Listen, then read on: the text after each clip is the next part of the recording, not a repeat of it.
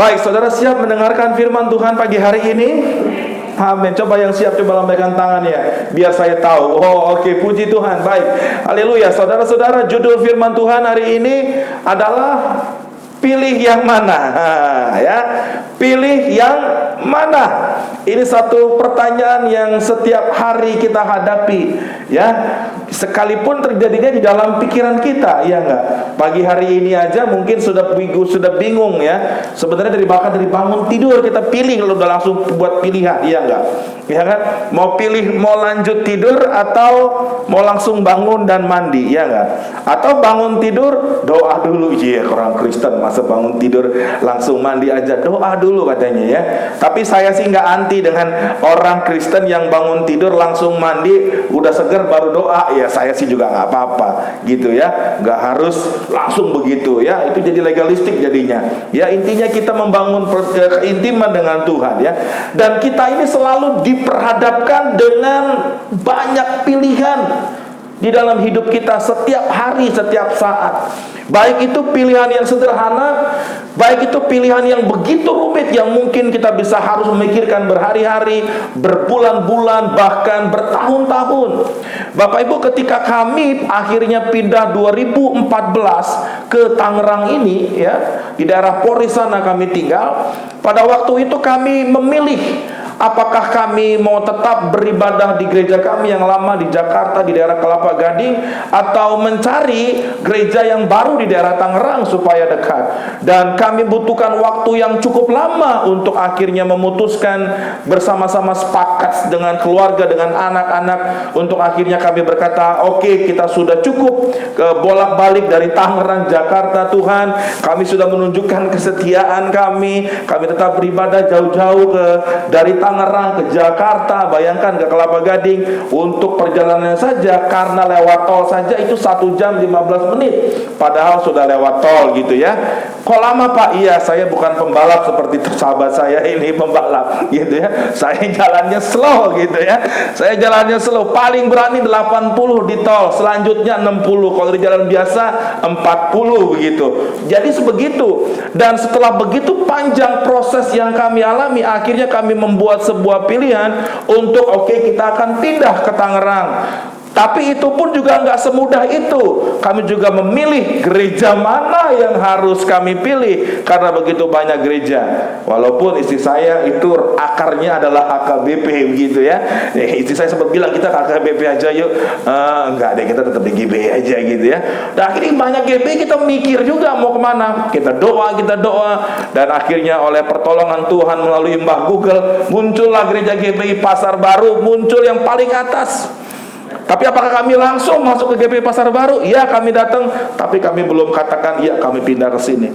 Kami masih menjelajah ke beberapa gereja yang lain, sampai akhirnya final Februari awal kami akhirnya benar-benar menjadi jemaat di tempat ini, bahkan bisa melayani, sebuah anugerah Tuhan, bisa melayani.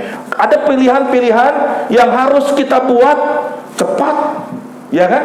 Pulang gereja langsung pilihan cepat, mau makan bakmi di depan atau mau makan bakmi di pasar lama, ya kan? Bisa cepat kita pilih. Tapi terkadang ada pilihan yang harus lama kita pikirkan, harus lama kita renungkan. Seperti misalnya kalau mau sekolah atau kuliah, kita mungkin memikirkan, oh ya sekolah mana, kuliah mana, apakah di dalam Jakarta, DKI, Jabodetabek, atau kuliahnya ke luar daerah. Kita perlu pikirkan dengan baik. Kita tidak bisa sembarangan ambil pilihan. Kita mau setelah lulus nih, teman-teman yang kuliah, ya mau kerja ke perusahaan, ke kantor, atau mau bisnis sendiri. Sekarang sedang rame-ramenya katanya kita buka bisnisnya adalah bisnis online. Banyak dropshipper yang sedang menawarkan bisnis, peluang bisnis. Kita mau yang mana nih? Gitu. Kita bisa saja langsung buat pilihan, begitu kan? Tetapi dampaknya tentu saja kita juga harus perhatikan. Terlebih lagi pilihan menikah. Nah, ini kan, pilihan menikah ini bukan pilihan yang kita bisa langsung, oke, hari ini saya mau menikah ya. Dengan siapa ya saya menikah? Oh, dengan dia aja deh. Kan nggak bisa begitu ya. Menikah kita harus pikirkan, kita harus doakan dengan sebaik-baiknya begitu. Saya dari umur 25 orang tua saya sudah bilang saya harus menikah. Dan saya bilang ya sudah, bolehlah gitu ya. Lagi saya orang Batak, anak pertama, sudah Teken kontrak sama orang tua. Nggak bisa kalau nggak orang Batak. Wah lo, nggak usah nikah lo kalau bukan orang Batak. Aduh Tuhan, gitu ya. Tapi pada saat itu ya sudah, saya taat saja. Dan akhirnya saya menikah. Butuh waktu 5 tahun. Ya, dari 25 orang tua sudah mengatakan, dan saya juga oke lah, nggak apa-apa, setuju. Tapi akhirnya 5 tahun. Ada pilihan yang harus cukup lama dipertimbangkan. Sesudah menikah ada pilihan. Ada pilihan juga setelah menikah. Jadi tampil ya, oh di sini aja yang nggak tampil ya. Oke. Setelah menikah ada lagi pilihannya, mau setia dengan pasangan atau mau selingkuh. Loh, Pak, kita kan orang Kristen itu harus setia, betul. Tetapi seringkali dalam kehidupan kita, faktanya kita banyak melihat, kita banyak mendengar, bahkan hamba-hamba Tuhan juga akhirnya jatuh ke dalam perselingkuhan. Begitu. Ada begitu banyak pilihan yang harus kita buat di dalam kehidupan kita ini. Ya, dan apakah kita bebas untuk memilih? Ya, bebas. Kita diberikan oleh Tuhan kebebasan untuk memilih, tetapi kita tidak bebas dengan konsekuensinya. Ini dia masalahnya. Ya, jadi kalau dibilang free will is not really a free will. Kehendak bebas nggak benar-benar kehendak bebas. Kenapa? Kita memang bebas memilih, tetapi kita tidak bebas dengan konsekuensinya. Saya bebas nih, saat ini saya turun dan saya pukul salah satu daripada saudara, bebas. Tetapi saya tidak bebas untuk akhirnya berkata, tapi jangan balas saya ya. Kan nggak bisa. Pasti saya akan dibalas, dipukul, ya kan? Apalagi kalau yang saya pukul Jason Statham. Waduh, dia jago banget berantemnya, ya kan? Dia hebat banget berantemnya. Habis saya pasti dihajar. Saya pukul sekali, saya bisa dipukul 10 kali sama dia. Iya nggak? Ya kan? Perhatikan dengan baik, camkan dengan baik. Mungkin kau tidak akan ingat banyak dari khotbah hari ini. Ya, saya sering kali ada satu titik, satu statement, atau satu hal yang ingin saudara pulang dan bawa dan jadi berkat bagi saudara. Dengar baik, engkau bebas membuat pilihan, tapi engkau tidak pernah bebas dengan konsekuensinya. Mari kita lihat salah satunya. Ya, tentu ada banyak di Alkitab, namun saya tidak akan membawakan banyak, tapi 2 ini cukup mewakili. Yang pertama adalah tentang Adam dan Hawa. Adam dan Hawa diberikan kebebasan untuk memilih. Kamu boleh makan semuanya ini buah yang ada di sini, kecuali yang itu, yang di tengah-tengah itu kamu tidak boleh makan. Itu bicara mengenai di pusatnya, di senternya. Yang itu kamu gak boleh. Bebas. Bayangkan, dari begitu banyaknya pilihan yang ada di taman itu, tapi justru yang dilarang itu yang menarik hatinya, ya kan? Dan Adam dan Hawa akhirnya memilih dengan bebas. Tidak ada yang paksa. Perhatikan dengan baik, ular nggak paksa. Ya, ular nggak paksa. Jadi jangan salahkan ular. Begitu, ular nggak paksa. Ya, kamu yang pilih sendiri. Dan dia pilih akhirnya untuk memakan buah yang dilarang oleh Tuhan itu. Dia bebas untuk memilih.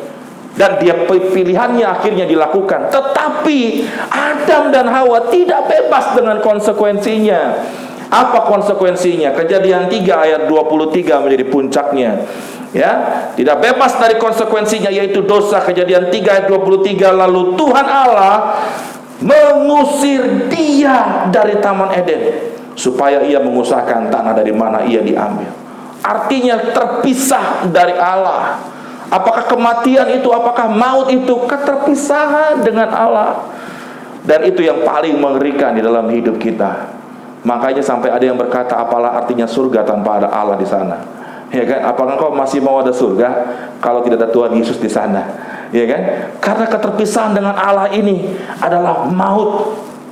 Ini sebuah gambaran, sebuah perlambangan di mana akibat daripada dosa, yaitu maut upah dosa, dan terpisah dari Allah manusia, diusir dari hadiratnya. Wow, bukankah yang paling indah, bukankah yang paling baik adalah dalam hadirat Tuhan? Amin. Dalam surga mulia.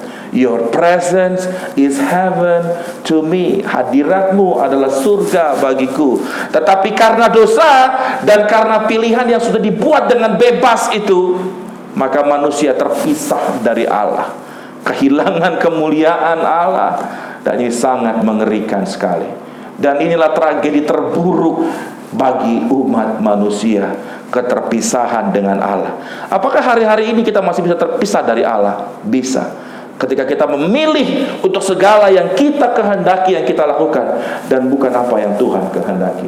Ketika kita memilih untuk lanjut tidur di rumah dan tidak memilih untuk datang beribadah pada hari ini, kita sedang memisahkan diri kita dari Allah.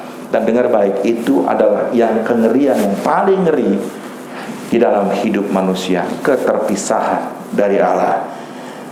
Mari kita lihat lagi Daud. Daud juga membuat sebuah pilihan. Ketika dia memilih untuk memenuhi hasrat kedagingannya, keinginannya, ketika ia memandang dari atap rumahnya Batsheba sedang mandi, dan dia memenuhi apa yang dia inginkan. Dia memanggil Batsheba sebagai seorang raja, dia punya kuasanya, betul, dan Batsheba tidak dapat menolaknya. Dan dia memilih untuk menikmati apa yang dia ingin menikmati, yaitu berhubungan dengan Batsheba. Daud bebas membuat pilihan ini. Dia bisa membuat pilihan ini. Tetapi dengar baik sekali lagi, dia tidak bebas dari konsekuensinya. Dosa selalu mengakibatkan konsekuensi. Pilihan yang salah selalu mengakibatkan sebuah konsekuensi. Apa ya kata lain, konsekuensi, akibat, dampak, gitu ya. Supaya kita bisa menangkap. Mungkin ada yang kebingungan, konsekuensi apa ya gitu. Penalti, kira-kira begitulah ya. Hukuman ya, kira-kira begitu. Nah, Daud bebas membuat pilihannya, gak ada yang larang. Jangan berpikir bahwa Tuhan akan turun dari surga. Daud itu orang yang berkenan di hatinya Tuhan. Ketika Daud melakukan dosa itu, kemudian malaikat muncul. Daud jangan dong. Itu dosa, itu jahat. Itu malapetaka nanti kamu. Tidak terjadi, Bapak Ibu. Ya. Tetapi sesungguhnya saya percaya bahwa Roh Kudus bagi kita hari-hari ini, dia berbicara kepada kita di hati kita. Yang setuju, yang mengerti, yang mengalami, katakan yes. Roh Kudus berbicara kepada kita ketika ada dosa yang ingin kita lakukan. Kalau kita mau contek kiri kanan, pasti perasaannya deg begitu kan ya? Ya kan?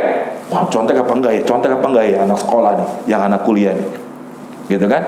Nah, ketika akhirnya sudah terbiasa mengabaikan suara Roh Kudus, ya sudah, akhirnya jadi biasa aja dia, gitu. Tetapi Tuhan tidak akan muncul, malaikat tidak akan muncul dan berkata, jangan lakukan itu. Tidak. Tuhan, ini disinilah letak free will-nya. Kamu bebas memilih, tapi ingat sekali lagi, camkan, engkau tidak bebas dengan konsekuensi. Kau tidak bisa berkata, aku mau pilih ini ya, tapi aku nggak mau akibatnya, aku nggak mau konsekuensinya. Sorry, nggak bisa. Lihat sekarang Daud tidak bebas dari konsekuensi dari apa yang ia lakukan, yaitu apa? Malapetaka. Wow, pasti kita tidak ingin malapetaka terjadi dalam hidup kita, amin. Ya, nah kita lihat 2 Samuel 12 ayatnya yang ke-11 berkata begini. Beginilah firman Tuhan. Ya, setelah Nabi Nathan menegur Daud, bahwasanya malapetaka. Semua kata-katakan sama-sama, malapetaka. Jadi kita mengingatnya, akan kutimpakan ke atasmu. Ini Nabi Nathan menyuarakan suara Tuhan. Ya, ini bukan maunya Nabi Nathan, dicatat ya. Jadi ini benar-benar nubuat dan bukan lu buat gitu ya. Kita mesti waspada, hari-hari ini banyak yang lu buat daripada nubuat begitu ya.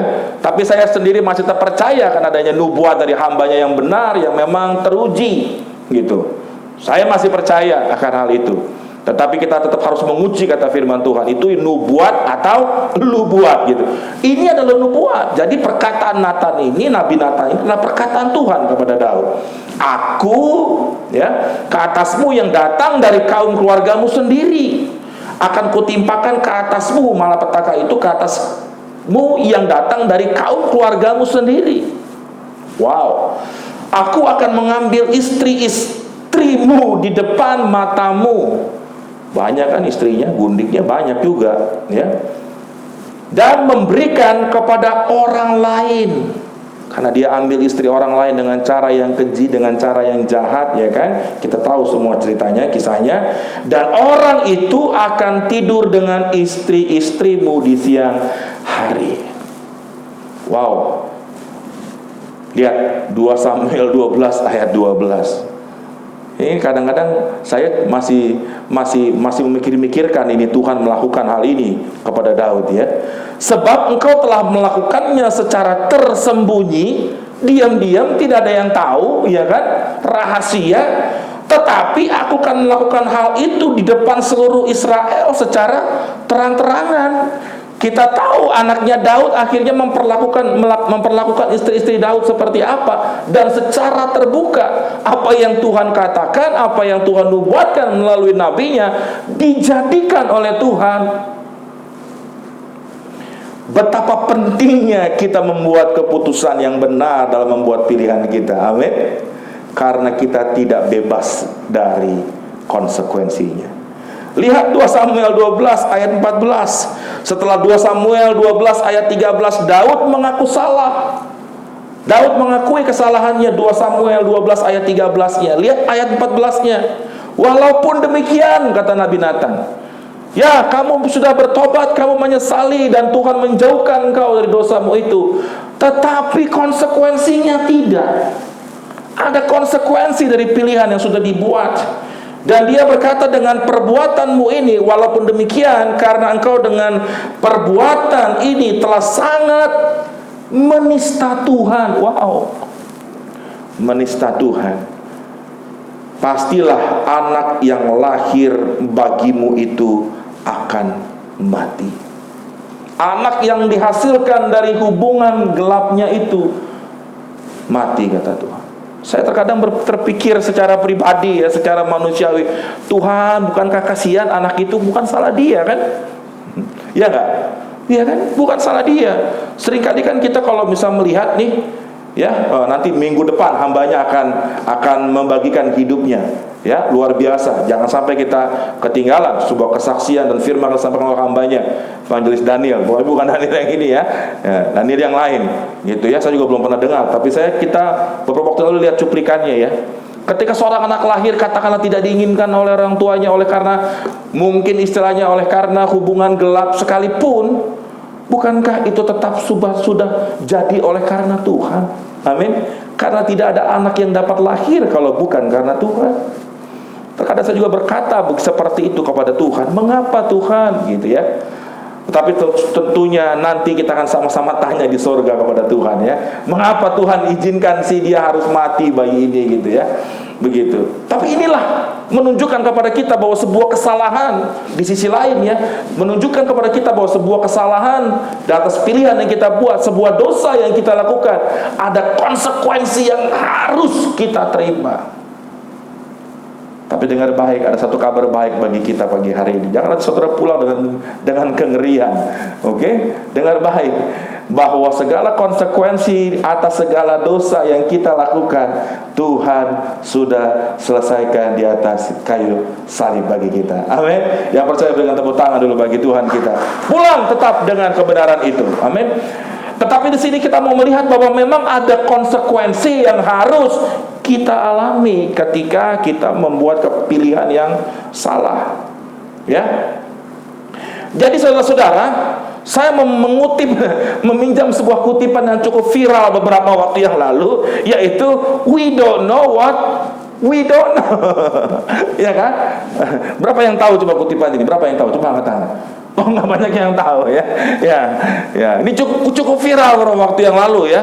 We don't know what we don't know. Kita memang tidak tahu apa yang tidak ketahui, begitu. Ya kan? Ya. Nah, saya mau menerapkannya begini. Di dalam kehidupan kita, dalam sebuah pilihan-pilihan yang harus kita buat, seringkali memang kita tidak akan pernah bisa tahu hasilnya. Iya kan? Kita pikir ketika kita sekolahkan anak kita di sekolah ini ada sekolah yang terbaik. Tapi ternyata ketika sudah sekolahkan anak kita di tempat itu, ternyata kita mengalami banyak kekecewaan. Loh, kok ternyata ada biaya A, ada biaya C, ada biaya D, sebelumnya tidak dikasih tahu. Ya, waktu kami membeli rumah, setelah itu juga sebuah pilihan yang cukup lama sekali akhirnya kami pilih. Ya, dari 2014 ketika kami pindah, ya selain pindah gereja, kami juga pikir untuk rumah, karena rumah kami tadinya di Bekasi, gitu kan, harus dijual begitu, supaya bisa beli rumah di sini. Itu pun juga panjang juga prosesnya. Dan ketika akhirnya sudah beli, juga ada kecewa loh, ternyata pas sudah tanda tangan, loh ternyata ada biaya ABCD yang biayanya besar sekali yang tidak dikasih tahu di awal. Dan kita cukup gelagapan menyiapkan biaya yang tidak disampaikan itu. Kita tahunya biasanya biaya BPHTP dan sebagainya itu katanya sudah ditanggung oleh developer. Ya, tapi ternyata tidak. Waduh, besar sekali. Ada kekecewaan juga. I don't know what we don't know gitu ya. Kita nggak tahu apa yang kita tidak tahu, kita nggak ngerti gitu.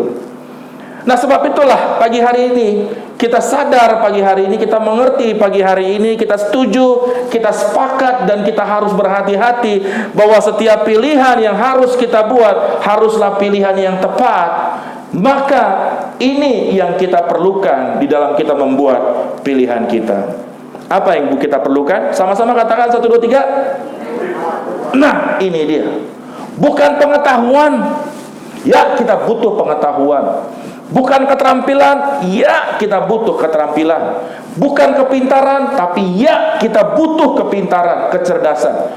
Kita harus menjadi cerdas, kita harus menjadi pintar, kita harus belajar, kita harus melatih diri kita. Tetapi di atas semuanya itu, yang tertinggi yang harus ada dalam hidup kita, di dalam setiap kita membuat pilihan, di dalam setiap membuat keputusan, adalah hikmat Tuhan. Bukan sekedar hikmat, tetapi hikmat Tuhan. Amin. Kita membutuhkan hikmat Tuhan. Dan kita lihat Raja Salomo membuat pilihan yang tepat. Ya. Di dalam 1 Raja-Raja 3 ayat yang kelima, di Gibeon itu Tuhan menampakkan diri kepada Salomo dalam mimpi. Oke ya. Pada waktu itu di Perjanjian Lama Tuhan berbicara melalui mimpi. Oke, dan ini bukan mimpi yang bunga tidur, benar-benar Tuhan berbicara melalui mimpi. Oke. Waktu malam berfirmanlah Allah, ini yang paling enak nih. Mintalah apa yang hendak kuberikan kepadamu. Wow, Salomo diangkat menjadi raja dan Tuhan datang melalui mimpi. Dan Tuhan berkata, mintalah. Oke, sekarang sebagai raja kamu mau apa? Nah, panjang nih Salomo, ada prolognya dulu ya, ada pendahuluannya dulu dia nggak langsung minta. Mungkin kalau kita ditanya minta apa, langsung Pajero Pak. Minta apa? Oh, mobil, rumah gitu ya, langsung cepet. Tapi Salomo nggak langsung jawab begitu. Lihat bagaimana dia mengakui Tuhan terlebih dahulu. Lihat bagaimana dia mengapresiasi Tuhan, mengaknowledge Tuhan, menghormati Tuhan, menghargai Tuhan. Lihat 1 Raja-Raja 3 ayat 6. Lalu Salomo berkata, engkaulah yang telah menunjukkan kasih setiamu. Wow, yang besar kepada hambamu Daud ayahku, sebab ia hidup di hadapanmu dengan setia, benar dan jujur terhadap engkau, dan engkau telah menjamin kepadanya kasih setia. Wow, ini jaminan yang paling indah. Amin. Kasih setia dijamin oleh Tuhan. Demikian juga bagi kita hari ini, kasih setianya dijamin bagi kita. Kita tidak akan pernah kehilangan kasih setianya Tuhan. Yang besar itu dengan memberikan kepadanya seorang anak yang duduk di tatanya seperti pada hari ini. 1 Raja-Raja 3 ayat 7. Maka sekarang ya Tuhan Allahku, engkaulah yang mengangkat hambamu ini menjadi raja. Nyambung gak sih pertanyaan Tuhan dengan jawabannya Salomo ini? Nggak nyambung kan? Tuhan bilang minta apa? Oh, Salomo tidak langsung orientasinya kepada berkat. Salomo tidak langsung orientasinya kepada staf, kepada barang-barang, kepada materi, kepada properti. Tidak. Salomo orientasinya pertama adalah ia meng-acknowledge Tuhan. Ia mengakui Tuhan dalam hidupnya. Lihat, pertama dia mengakui tentang kasih setia Tuhan. Yang kedua dia mengakui, Tuhan kalau aku ini jadi raja bukan karena aku loh. Bukan juga karena semata-mata aku anaknya Daud. Anaknya Daud juga ada banyak, tapi bisa aku yang ada di sini itu karena engkaulah yang mengangkat hambamu ini menjadi raja. Amin. Kita belajar banyak sebenarnya dari bagian ini. Ya, ia mengangkat hambamu ini menjadi raja, menggantikan Daud ayahku, sekalipun aku masih sangat muda dan belum berpengalaman, nggak ada skill, nggak ada pengetahuan, nggak ada. Ya, 1 Raja-Raja 3 ayat 8. Demikianlah hambamu ini berada di tengah-tengah umatmu yang kau pilih, suatu umat yang besar, yang tidak terhitung dan tidak terkira banyaknya. Baru kita tahu pendahuluannya kemana arahnya. 1 Raja 3 ayat 9. Maka berikanlah kepada hambamu ini. Lihat apa yang dia minta sebagai seorang raja. Saya yakin kalau kita sebagai seorang raja atau seorang presiden ketika diberikan kesempatan seperti ini, pasti yang kita minta apa? Oh, kekuatan militer. Yang kita minta apa? Kekayaan alam semesta. Alam semesta, kekayaan negeri gitu ya. Kekayaan negeri kita yang berlimpah-limpah. Yang di situ nggak ada minyak, tiba-tiba dibor bisa jadi ada minyak. Yang di situ nggak ada emas, tiba-tiba digali bisa jadi ada emas. Oh, kaya negerinya. Bukankah kita pasti akan minta dan memikirkan seperti itu sebagai sebuah negara? Tapi lihat, ini pilihan yang terbaik. Ini permintaan yang terbaik yang diminta oleh Salomo, dan pagi hari ini juga menjadi pilihan kita untuk minta kepada Tuhan. Amin. Lihat, ya. Kemudian menimbang, berikanlah kepada hambamu ini hati yang faham, menimbang perkara untuk menghakimi umatmu, dengan dapat membedakan antara yang baik dan yang jahat. Hikmat diminta oleh Salomo supaya dapat membedakan yang baik dan yang jahat. Dan siapakah yang sanggup menghakimi umatmu yang sangat besar ini? 1 Raja-Raja 3:10. Lalu adalah apa? Sama-sama katakan, baik di mata Tuhan. Wow, luar biasa ya. Kalau kita minta dan Tuhan memandang itu baik, wow, itu pilihan, itu permintaan yang paling baik. Tuhan setuju, pasti Tuhan akan berikan. Ya. Lalu adalah baik di mata Tuhan bahwa Salomo meminta hal yang demikian. Dan lihat ayat 11. Jadi berfirmanlah Allah kepadanya, oleh karena engkau telah meminta hal yang demikian dan tidak meminta umur panjang. Ini biasanya gitu kan, mintanya umur panjang atau kekayaan atau nyawa musuhmu, melainkan pengertian untuk memutuskan hukum. Ayat 12. Maka sesungguhnya aku melakukan sesuai dengan permintaanmu itu. Sesungguhnya aku memberikan kepadamu hati yang penuh hikmat dan pengertian. Tuhan berikan, sehingga sebelum engkau tidak ada seorang pun seperti engkau, dan sesudah engkau takkan bangkit seorang pun seperti engkau. Wow, luar biasa ya, istimewa sekali. Ayat 13. Dan juga apa yang tidak kau minta, ini nih benar-benar di Matius 6 ayat 33 kan, apa cari kerajaan Allah dan kebenarannya, maka semuanya akan ditambahkan. Salomo mintanya hikmat. Lihat bonusnya dari Tuhan. Ini dia nih ya, bonusnya kadang-kadang itu benar-benar membuat kita terkagum-kagum ya. Apa yang tidak pernah kita pikirkan, tidak pernah timbul dalam hati kita, tidak pernah kita rancangkan, tapi itu disediakan Tuhan. Lihat nih ya, luar biasa nih ayat 13 nih. Dan juga apa yang tidak kau minta, aku berikan kepadamu. Wow, Tuhan tuh ekstra bonus banget gitu ya.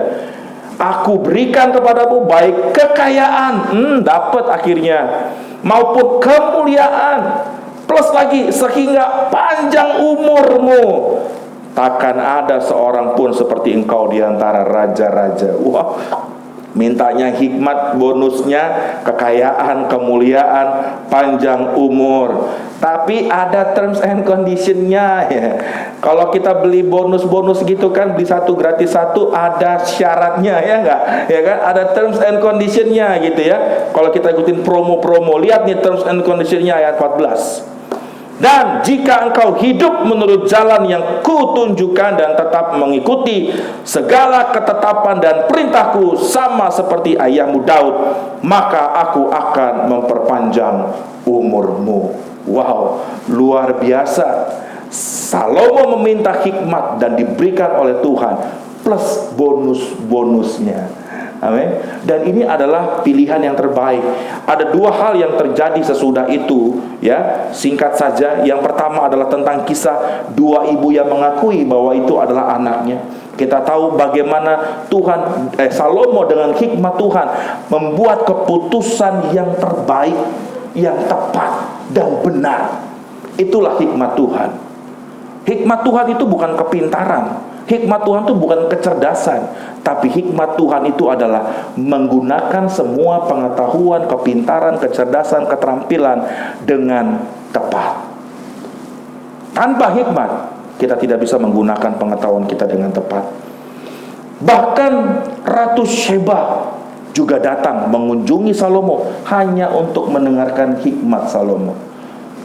Plus bonus harta kekayaan dibawa oleh Sheba, Ratu Sheba. Betul? Luar biasa. Maka pada pagi hari ini, mari, apa yang menjadi pilihan yang terbaik yang harus kita buat? Ya, kita harus menyekolahkan anak kita sekolah yang terbaik, tetapi tanpa hikmat Tuhan, pengetahuan mereka tidak akan dipakai untuk kebenaran. Ya, kita harus bekerja dengan yang terbaik, membuat keputusan-keputusan bisnis yang terbaik, tetapi tanpa hikmat Tuhan, semuanya juga tidak akan dipakai untuk kemuliaan Tuhan. Sebab itulah Amsal 8 ayat 11 berkata, karena hikmat lebih berharga daripada permata apapun yang diinginkan orang tidak dapat menyamainya. Amin.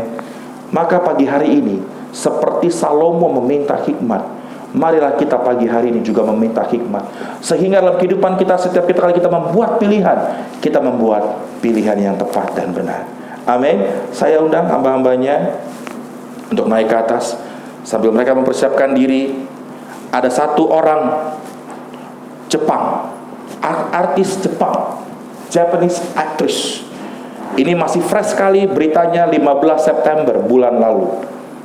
Ya, Japanese actress, seorang artis Jepang, artis sinetron, dikonfirmasi bahwa dia meninggal bunuh diri.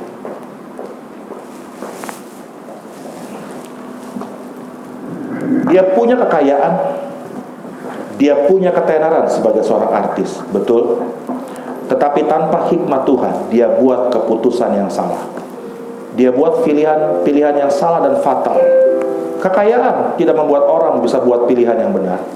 Ketenaran tidak menjamin orang buat pilihan yang benar.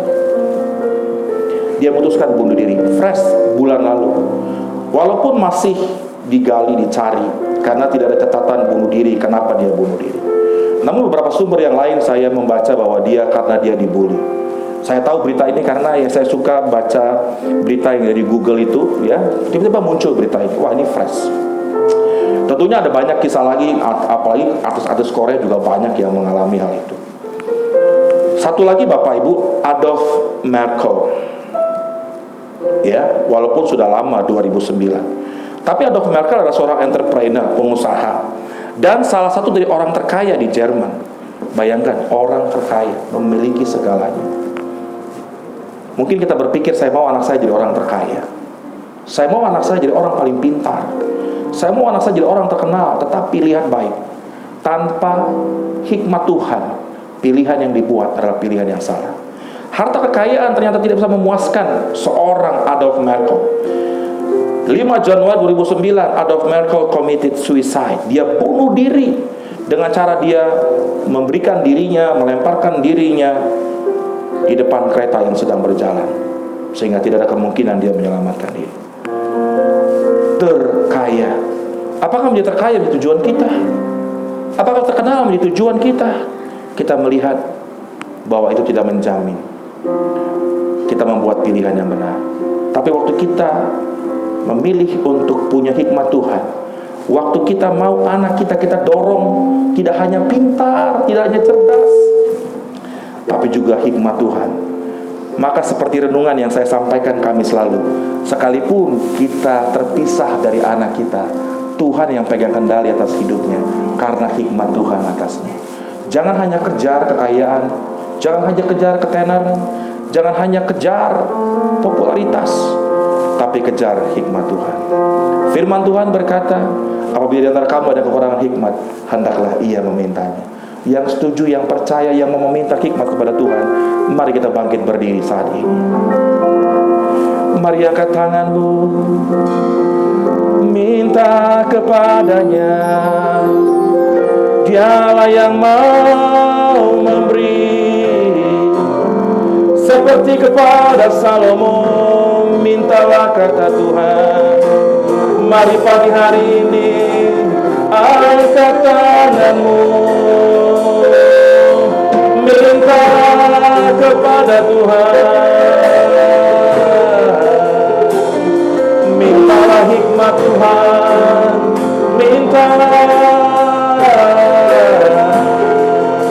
sebab Dia Tuhan yang berkata, mintalah kepadamu akan diberikan.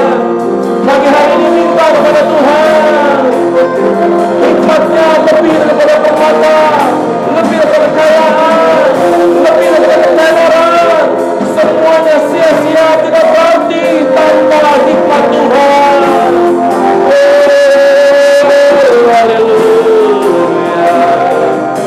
Yes Tuhan.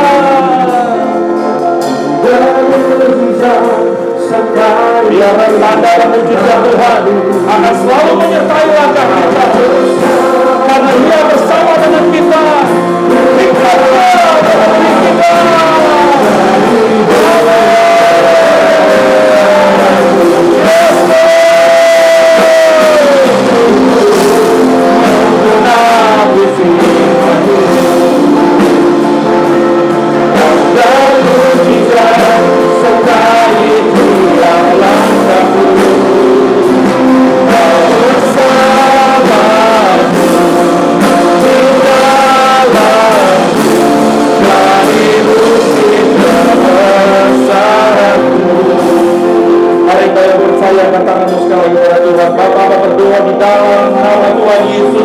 Biarlah umatmu dalam pagi hari ini pulang tidak sia-sia. Mereka pulang dengan hikmat Tuhan memenuhi hati dan pikiran mereka, sehingga setiap pilihan yang mereka buat adalah pilihan yang benar, adalah pilihan yang tepat, pilihan yang menyenangkan dan memuliakan Tuhan. Terima kasih Bapa buat firman-Mu. Dalam nama Tuhan Yesus, semua percaya diberkati sama-sama kata